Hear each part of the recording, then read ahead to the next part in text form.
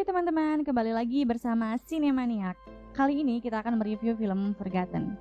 Film bergenre misteri thriller yang berdurasi 1 jam 48 menit asal Korea ini rilis pada tahun 2017.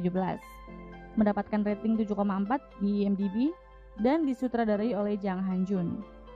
Tokoh utamanya diperankan oleh Moon Kim sebagai Yeso dan Jin So yang diperankan oleh Kang Hae-nul. Kang Hae-nul teh saha? Udah gak usah dipikirin, oke lanjut. Pernah kepikir gak sih, yang tinggal di rumah kalian itu ternyata bukan keluarga kalian? Penasaran dengan alur cerita film ini? Simak videonya sampai habis ya. Yang jelas, film ini plot twistnya mind-blowing parah sih. Sebelum kita mulai, jangan lupa like, subscribe, dan nyalakan lonceng notifikasinya biar gak ketinggalan video menarik lainnya. Dan buat kalian yang punya referensi film yang menarik, tinggalkan di kolom komentar. Diawali dengan kepanikan Jinso yang sedang mengalami mimpi buruk saat perjalanan menuju rumah baru dengan kedua orang tua dan kakaknya yang bernama Yoso. Yoso ini merupakan kebanggaan di keluarga karena dia sangat jenius dan memiliki kepribadian yang sangat menyenangkan. Jinso sangat mengagumi kakaknya, berbeda dengan Jinso yang menderita leusemia kronis, di mana kondisinya menjadi sangat sulit dalam mengingat sesuatu. Sesampainya di rumah baru, Jinso merasa seperti familiar dengan rumah barunya ini. Yoso pun langsung mengajak Jinso masuk ke dalam rumah.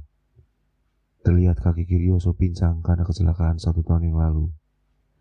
Saat mereka akan memasukkan barang ke kamar, Jinso merasa heran karena dia dan kakaknya harus satu kamar.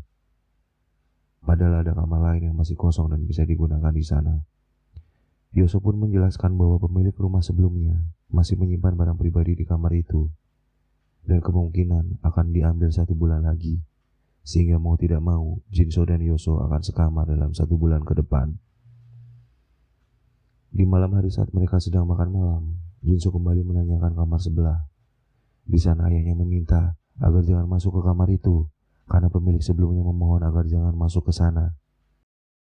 Tidak lama berselang, Jinso mendengar benturan tepat di atas kamar yang kosong. Tapi ibunya mengatakan bahwa itu suara petir, karena memang malam itu sedang turun hujan. Jinso dan Yoso sudah bersiap akan tidur. Sebelum tidur, Jinso mendengarkan lagu. Saat mendengarkan lagu, Jinso kembali mendengarkan suara aneh. Dia pun memutuskan mendatangi kamar kosong itu. Namun tiba-tiba kakaknya menghentikan Jinso dari belakang. Jinso mengatakan bahwa ia kembali mendengar suara-suara aneh. Tapi saat Yoso mengeceknya, dia tidak mendengarkan apapun. Yoso mengajak Jinso keluar rumah mencari udara segar. Saat sedang menikmati pemandangan di malam hari, Yoso ditelepon oleh ayahnya untuk mencarikan data dan Yoso meminta Jinso menunggunya karena dia akan kembali lagi. Di saat Yoso sedang berjalan menuju ke rumah, tiba-tiba ada sekelompok orang yang menyerangnya. Sedangkan Jinso yang juga sedang kembali pulang karena lama menunggu Yoso. Di perjalanan, Jinso melihat Yoso sedang dipukuli. Dia pun berlari untuk menyelamatkan kakaknya. Akan tetapi, dia terlambat karena Yoso sudah dibawa menaiki mobil. Jinso pun berusaha untuk mengingat plat nomor mobil itu karena dia tak lagi sanggup untuk mengejarnya. Jinso kembali ke rumah, namun karena penyakitnya, Jinso menjadi sangat mudah kelelahan. Keesokan harinya, Jinso pun tersadar. Dia menanyakan keadaan kakaknya kepada orang tuanya. Akan tetapi ayahnya mengatakan bahwa polisi sedang berusaha mencari Yoso dan ingin bertemu dengan Jinso agar bisa dimintai keterangan. Jinso pun menemui polisi. Sayangnya, Jinso tidak mengetahui wajah yang menyerang kakaknya. Akan tetapi dia menyebutkan bahwa dia mengingat plat nomor dari mobil yang menculik kakaknya. Polisi pun mengatakan bahwa plat nomor yang disebutkan Jinso merupakan plat nomor palsu. Polisi meragukan keterangan yang diberikan Jinso karena kondisinya mengalami penyakit leusemia kronis sehingga menurut mereka, Jinso ada kemungkinan salah melihat plat nomornya. Jinso merasa kesal karena dia sangat yakin dengan apa yang dia lihat. Orang tuanya pun meminta para polisi untuk mengizinkan Jinso istirahat dulu karena fisiknya masih sangat kelelahan. Hari demi hari berlalu dan tidak ada satupun titik terang keberadaan Yoso. Jinso pun setiap malam mengalami mimpi buruk tentang seorang pria yang sangat sadis. Akan tetapi, Jinso tidak tahu siapa pria yang terus muncul dalam mimpinya itu. Keesokan paginya, Jinso dikejutkan dengan kehadiran kakaknya di depan matanya setelah 19 hari menghilang. Akan tetapi Yoso tidak mengingat apa yang sudah terjadi dengannya selama itu. Setelah diperiksa oleh dokter, ternyata dia mengalami amnesia disosiatif, di mana dia melupakan kejadian buruk dalam hidupnya. Sebelum tidur, Jinso mengatakan bahwa selama ini dia sangat khawatir dengan keadaan Yoso, dan mereka saling tersenyum menunjukkan rasa lega. Akhirnya mereka bisa bertemu kembali. Saat tengah malam, Jinso melihat kakaknya tidak ada di kasur. Namun Jinso tidak menghiraukannya dan kembali tidur. Keesokan paginya, Jinso sedang sarapan. Di sana Jinso menanyakan kakaknya yang pergi tengah malam. Akan tetapi, Yoso mengatakan bahwa dia semalam tidak pergi kemana-mana. Jinso terheran-heran ketika Yoso akan pergi. Jinso melihat kaki kanan Yoso yang pincang. Padahal sebelumnya kaki kirinya lah yang pingsan. Akan tetapi Jinso tidak merasa curiga sama sekali. Ia masih mengira mungkin dia salah melihat. Singkat cerita, di malam harinya, Jinso sedang belajar untuk persiapkan menuju perguruan tinggi. Karena kelelahan, Jinso pun tertidur di meja belajarnya. Tidak lama di belakang Jinso muncullah Yoso yang memperhatikan Jinso. Yoso pun mengambil pensil dan menekan isi pensil itu agar keluar seperti ingin menusuk mata Jinso. Karena isinya sudah mau habis, pensil itu tidak mengenai mata Jinso. Yoso pun meninggalkan Jinso. Setelah Yoso pergi, Jinso pun terbangun. Ternyata dia sadar apa yang dilakukan oleh kakaknya. Jinso pun mengikuti Yoso keluar, dan betapa terkejutnya Jinso melihat kakaknya tidak pincang sama sekali. Jinso terus mengikuti kakaknya. Ia merasa aneh, kakaknya pergi ke jalan gang kecil yang cukup kumuh. Yoso berhenti di sebuah tempat dan dia bertemu dengan dua pria yang ternyata pria itu adalah polisi yang menanyai Jinso waktu itu. Jinso pun kembali mengikuti Yoso dari belakang, akan tetapi Jinso dicegah oleh dua orang yang ditemui Yoso sebelumnya. Jinso pun berlari menghindari mereka. Setelah menghindari kejaran dua orang pria itu dari belakang, Jinso dibius oleh Yoso. Jinso pun terbangun, akan tetapi dia kembali ada di meja belajarnya dan Jinso terkejut mengetahui kakaknya dari kamar itu. Yoso menanyakan respon Jinso yang sangat terkejut melihatnya. Jinso berlari menuju kamar mandi. Yoso mengejarnya dan menanyakan keadaan Jinso. Jinso pun mengungkapkan bahwa dia mengikuti Yoso semalam dan melihat Yoso menemui dua orang pria yang mengejarnya semalaman. Mendengar hal itu, Yoso mengatakan bahwa Jinso mengalami mimpi buruk lagi dan tiba-tiba suara Yoso pun terhenti. Mengetahui suara Yoso yang sudah menghilang, Jinso pun keluar sambil membawa besi. Dan tidak lama, kakaknya pun muncul menghentikan tindakan Jinso. Yoso berusaha menjelaskan bahwa yang dialami Jinso adalah tidak nyata. Yoso pun menanyakan apakah Jinso kemarin minum obat atau tidak. Jinso pun teringat saat akan membawa obatnya yang terjatuh kemarin. Jinso tidak sempat mengambilnya. Jinso pun mulai memahami bahwa ada kemungkinan dia mengalami halusinasi karena tidak minum obat tersebut. Yoso pun pergi dan Jinso melihat dari jendela. Kakaknya pincang saat berjalan. Akan tetapi saat akan mulai kembali belajar, Jinso menemukan isi pensil di atas meja. Jinso kembali curiga dengan kejadian tadi malam. Kemudian Jinso yang menemui ibunya dan dia mengatakan semua yang telah terjadi tadi malam. Jinso mencurigai bahwa orang yang tinggal bersama mereka sekarang bukanlah kakaknya lagi. Mendengar hal itu, ibunya sangat terkejut. Dan mereka memutuskan untuk mengikuti Yoso jika keluar rumah lagi nanti malam. Setelah berbincang dengan ibunya, Jinso memutuskan memasuki ruangan kosong yang selama ini dilarang untuk memasukinya. Betapa terkejutnya Jinso melihat kakaknya tergantung di sana. Akan tetapi, ternyata itu semua hanya mimpi yang dialami. Jinso pun pergi ke bawah untuk mengambil minum, dan saat akan kembali ke kamar, Jinso mendengar ibunya menelpon seseorang. Ibunya melaporkan semua ucapan Jinso tadi siang, dan mengatakan bahwa anak itu sudah menyadari semuanya. Jinso sangat terkejut, dan langkah Jinso terdengar oleh ibunya. Untungnya, Jinso bisa bersembunyi. Akan tetapi terdengar ibunya yang akan mengecek kamar Jinso. Jinso pun berusaha menuju kamar yang melalui jendela.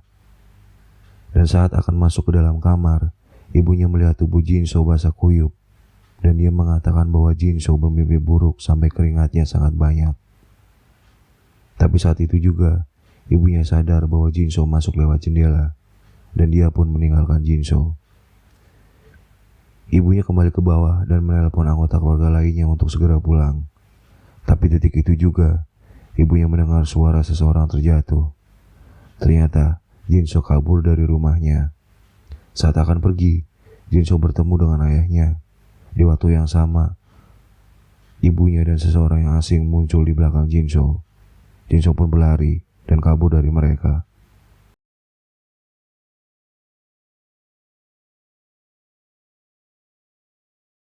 Setelah Jinso berhasil diselamatkan polisi, Jinso menjelaskan bahwa dia dikurung oleh sekelompok orang yang mengaku sebagai keluarganya.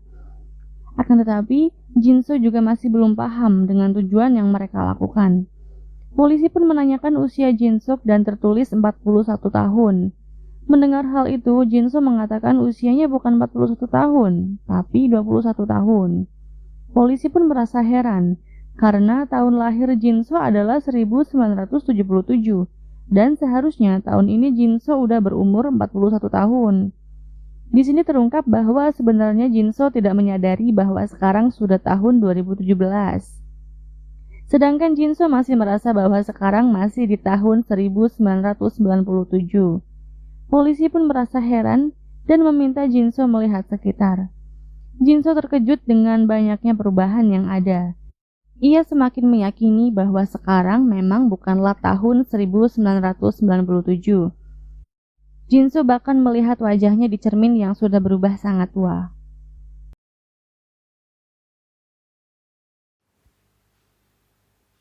Scene selanjutnya terlihat Jinso yang kembali pulang. Jinso pun pergi ke atas dan dia masuk ke kamar yang dulunya dilarang untuk dimasuki. Saat masuk ke dalam kamar, Jinso sangat terkejut karena banyak darah di mana-mana. Seakan-akan ruangan tersebut menggambarkan bahwa telah terjadi pembunuhan di sana. Tidak lama muncul Yoso dan kedua orang tuanya. Jinso pun meminta penjelasan dari mereka. Lalu Yoso menceritakan semua yang diinginkan oleh Jinso. Bahwa 20 tahun yang lalu terjadi pembunuhan satu keluarga di rumah yang saat ini mereka tinggali.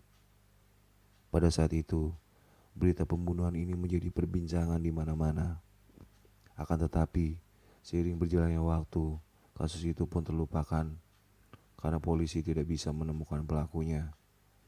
Keluarga korban tidak terima, namun kasus ini akhirnya ditutup karena bertahun-tahun tidak ada kemajuan apapun. Keluarga korban membayar seseorang untuk menyelidiki kasus ini, dan akhirnya 4 tahun kemudian mereka berhasil menemukan Jinso. Namun selama menyelidiki Jinso, mereka tidak mendapatkan hasil apapun, karena Jinso terus mengatakan bahwa dia tidak ingat apapun. Awalnya Yoso mengira Jinso berpura-pura, akan tetapi seiring berjalannya waktu, instingnya mengatakan bahwa Jinso memang benar-benar lupa ingatan. Di sisi lain, Yoso dihadapkan dengan dilema di mana dia tidak bisa langsung menghakimi penjahat yang tidak mengingat tindakannya. Sehingga Yoso meminta seorang penghipnotis yang dulu bekerja di polisi untuk membantunya. Lalu mereka mendapatkan jawaban bahwa kondisi Jinso mengalami amnesia disosiatif, di mana dia melupakan masa terburuknya dan terjebak selalu di masa-masa indahnya, yaitu saat usia 20 tahunan. Mereka pun memutuskan mencoba mengungkap ingatan masa lalu Jinso dengan berpura-pura menjadi ibu, ayah, dan kakaknya di masa lalu. Karena saat dihipnotis, Jinso mengatakan bahwa saat ini sedang berada di mobil bersama keluarganya menuju ke rumah barunya. Obat yang selama ini Jinso minum pun adalah obat untuk menginduksi hipnotis. Suara yang didengar Jinso pun ternyata memang ada seseorang di atas sana. Mereka sedang membuat kamar itu kembali seperti tempat kejadian pembunuhan. Itulah mengapa mereka melarang Jinso masuk ke kamar tersebut. Awalnya mereka akan memulai mengajak Jinso masuk ke kamar malam itu juga karena kebetulan hari itu hujan. Sama persis dengan kejadian malam pembunuhan saat itu. Akan tetapi rencananya gagal saat Yonso ditangkap oleh polisi atas tuduhan penipuan dan kekerasan. Setelah keluar dari kantor polisi pun, Mereka masih belum bisa melakukan rencananya karena hujan tidak kunjung turun. Saat malam di mana Jinso mengikuti Yoso, sebelumnya Yoso menyadari kehadiran Jinso di belakangnya. Dan semua kecurigaan Jinso memang yang sudah tercium saat itu. Setelah mendengar semua fakta yang terjadi, Jinso mempercayainya, tapi dia masih merasa bukan dialah pelaku pembunuhan satu keluarga tersebut. Tiba-tiba Jinso pun keluar dari mobil itu. Kejar-kejaran pun tidak bisa terhindari. Jinso berlari menuju jalan yang lebih sempit, tapi bukan halangan untuk Yoso untuk terus mengejarnya. Karena sangat fokus dengan Jinso, Yoso pun bertabrakan. Jinso melihat Yoso yang sudah tidak berdaya dan pergi meninggalkannya. Namun sayangnya, Jinso pun tertabrak oleh mobil dan dia pun pingsan. Jinso dibawa ke rumah sakit, dan di dalam masa kritisnya, Jinso teringat masa lalu pada tahun 1967, di mana keluarganya yang ada di perjalanan menuju rumah baru itu, ternyata Jinso dan keluarganya mengalami kecelakaan. 6 bulan setelah kecelakaan, Jinso kehilangan kedua orang tuanya dan kakaknya dalam keadaan koma. Jinso mencari uang ke sana kemari untuk operasi kakaknya. Akan tetapi dia sangat kesulitan akan hal itu. Di tengah keputusannya, Jinso menuliskan kesulitannya di ruang chat online. Tiba-tiba seseorang membaca keluhan Jinso. Bahkan orang itu berani membayar Jinso berapapun asalkan dia mau dibayar untuk membunuh seseorang. Jinso diberi waktu hingga esok hari untuk memutuskannya. Jinso sangat bimbang, akan tetapi dengan kondisi kritis kakaknya, Jinso pun menerima tawaran itu. Jinso menerima telepon dari seseorang. Di sana orang itu menyebutkan alamat rumah korban, letak kunci rumah, dan jumlah orang yang ada di rumah itu. Ada 1 wanita dan 2 anak. Jinso hanya diminta untuk membunuh wanitanya saja. Saat akan melakukan aksinya, Jinso melihat wanita itu tidur dengan anak lelakinya yang masih kecil. Jinso merasa iba dan mengurungkan niatnya. Namun saat akan pergi, wanita itu pun terbangun. Dia mengira Jinso adalah suaminya. Jinso meminta agar jangan berteriak dan wanita itu mau menurutinya. Tetapi tidak lama, anak perempuan satunya keluar dan langsung berteriak. Teriakan anak itu membuat Jinso sangat panik dan mengejar untuk meminta agar berhenti berteriak. Akan tetapi, Jinso tidak sengaja menusuk anak itu. Sang ibu melihat anaknya sudah terbujur kaku, lalu dia pun ikut berteriak. Melihat hal itu, Jinso pun membunuh wanita itu. Jinso turun ke bawah, dan dia bertemu dengan anak lelaki yang masih tersisa. Anak itu menanyakan ibu dan kakaknya. Jinso meminta anak itu untuk masuk selimut dan kembali tidur. Berhitung sampai 100, dan anak itu menurut. Saat akan meninggalkan rumah, Jinso melihat foto keluarga itu, yang ternyata adalah keluarga dokter yang menangani kakak Jinso. Jinso langsung mendatangi dokter itu. Dia menanyakan alasan mengapa dokter itu ingin membunuh istrinya. Ternyata dokter itu ingin mendapatkan uang asuransi, tapi dia tidak ingin jika anaknya mati juga. Saat akan menjatuhkan Jinso, tidak sengaja malah dokter itu yang terlempar ke bawah. Sejak kejadian itu, Jinso menjadi sangat tertekan. Singkat cerita, Jinso tersadar dan dia melihat Yoso ada di ruangan itu. Yoso pun mendekati Jinso untuk menyuntikkan cairan mematikan kepada Jinso. Tapi saat itu juga Jinso mengatakan bahwa dia ingin menemui keluarga korban untuk meminta maaf. Mendengar hal itu, Yoso pun berhenti. Dia menyadari ingatan Jinso telah kembali. Yoso pun menebak bahwa yang menyuruh Jinso adalah suami korban yang sebelumnya. Yoso mendapat informasi bahwa sebulan sebelum kematian istrinya, itu mendaftarkan asuransi. Keluarga korban sangat ingin tahu kebenarannya, yang ternyata Yoso adalah anak laki-laki yang dibiarkan hidup oleh Jinso saat malam kejadian. Yoso pun menjelaskan bagaimana harta warisan diambil oleh keluarga besarnya dan dia dibuang ke panti asuhan dan hidupnya sangat kesulitan. Yoso menanyakan kembali apakah ayahnya yang menyuruhnya membunuh keluarganya, tapi di sini Jinso malah mengaku bahwa dialah yang melakukannya tanpa suruhan siapapun. Mendengar hal itu, Yoso tidak percaya begitu saja. Dia tahu bahwa Jinso telah berbohong. Yoso pun pergi meninggalkan Jinso. Setelah Yoso pergi, Jinso menyuntikkan cairan yang ditinggalkan Yoso sebelumnya. Yoso pun mengakhiri hidupnya dengan lompat dari lantai atas rumah sakit tersebut. Mereka berdua mengakhiri hidupnya. Di akhir scene, kita bisa melihat masa lalu Jinso yang ternyata sempat bertemu dengan Yoso saat masih kecil, dan nama aslinya adalah Sungwoo. Sekian review film Forgotten dari Sinemania. Untuk saran film yang ingin kami ulas di video selanjutnya, silakan tinggalkan komentar ya. Bye bye, see you later. Semoga sehat selalu.